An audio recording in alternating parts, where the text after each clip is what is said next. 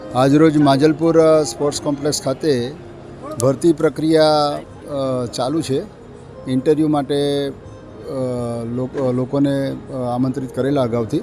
એ હિસાબે આજે છોકરા અને છોકરીઓ મોટી સંખ્યામાં ઇન્ટરવ્યૂ આપવા માટે આવેલા છે. એ લોકોએ શરૂઆતમાં શારીરિક ક્ષમતામાં છોકરીઓને 400 મીટર અને છોકરાઓને 800 મીટરની દોડ નિયત સમયમાં જે પૂરી કરે એ પ્રમાણે બીજા શારીરિક કસોટી છે અને મેડિકલમાં પાસ થાય એ લોકોના ઇન્ટરવ્યૂ કન્ડક્ટ કરેલા છે આજે.